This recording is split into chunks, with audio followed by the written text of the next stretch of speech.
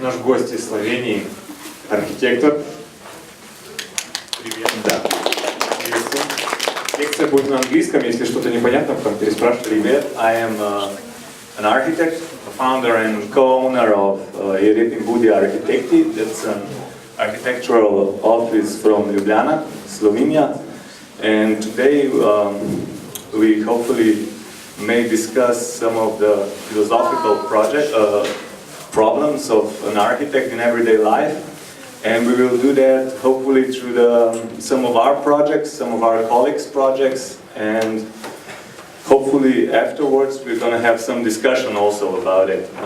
So I must say that I'm very happy to see something like this going on, because we had a similar thing with an old military establishment in Ljubljana, which got taken over with artists, and it still works.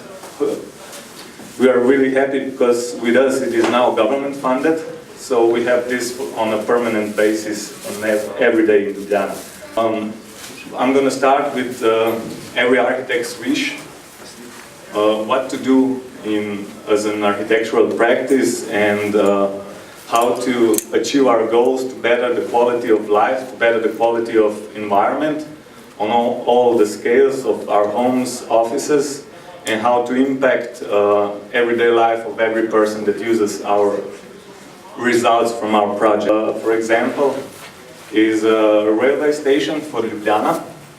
It was a big competition with top Slovenian architects invited. The project next to it was an international competition, and the railway station you see here was sort of a local competition which we won. But of course the economical crisis stopped all the dreams of this private-public project, so it is now on hold for current. This is a big Slovenian company. Eles, it was a competition for their headquarters. They're the main distributors of energy in Slovenia. And the next project actually didn't get an award, but it was our project for Belgrade Science Center in Serbia with a whole new university of Belgrade. It didn't get awarded, but we were very fond of it. That's why I'm showing it to you.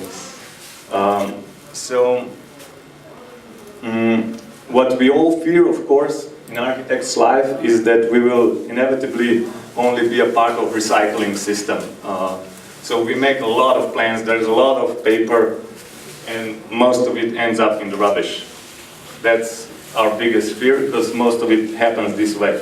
So why do we actually try so hard to do this nice and fun project? Is because we actually love it and we're having fun doing it.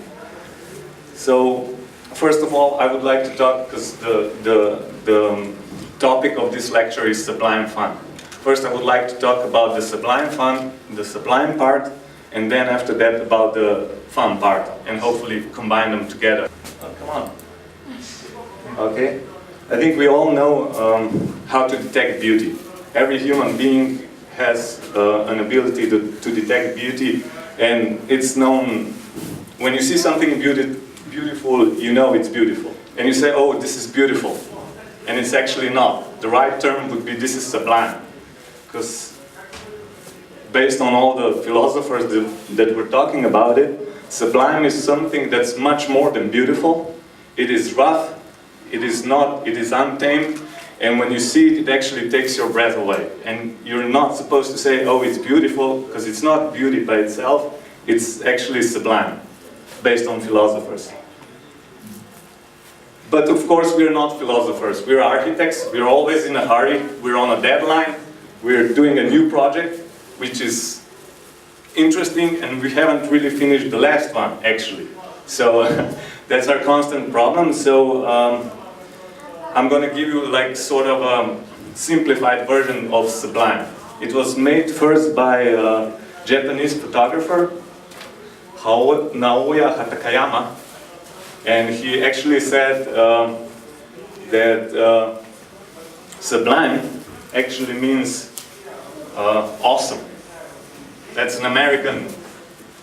Come on.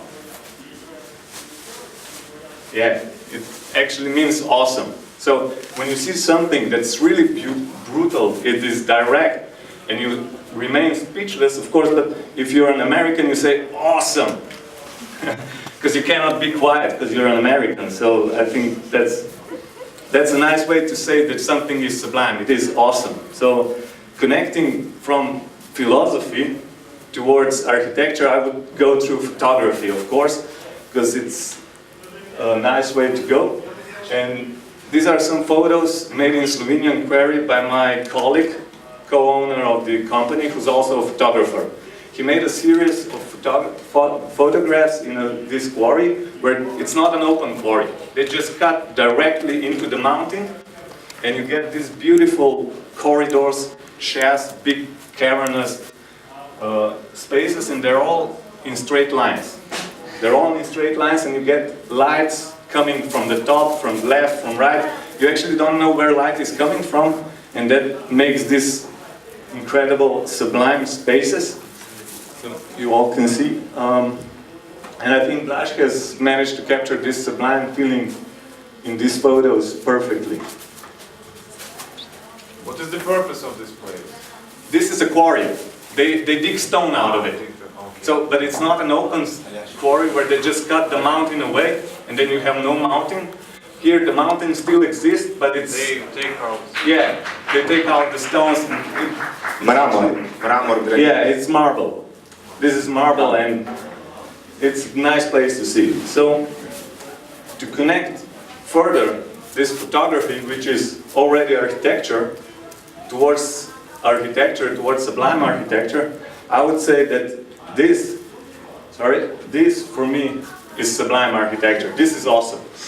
I think you all know what this is. This is Bank of Georgia in Tbilisi, and it is brutal, it is direct, it makes you feel insignificant, and it actually is so incorporated into the landscape that you actually don't, you can see just combination of the landscape and the building. You cannot see it separate because they're so connected that I think this is sublime actually, this is awesome.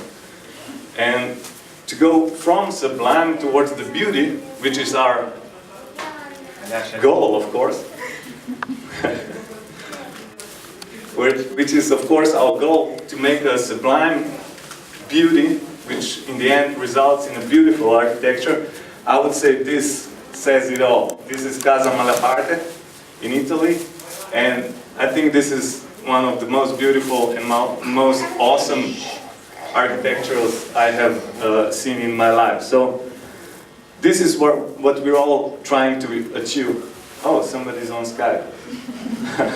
This is what we're all trying to achieve when we're architects. So, well, anyway, I would like to show you some of our tries to achieve this sublime project we did for a small town near Ljubljana. And because of economical crisis and all of the shit that's going on in Slovenia, the contractor that was doing this got bankrupt, and all he had money to do is this: steel reinforcements, and that was it. And we could actually walk through whole of the building, see all the rooms, all the spaces, but there was no concrete.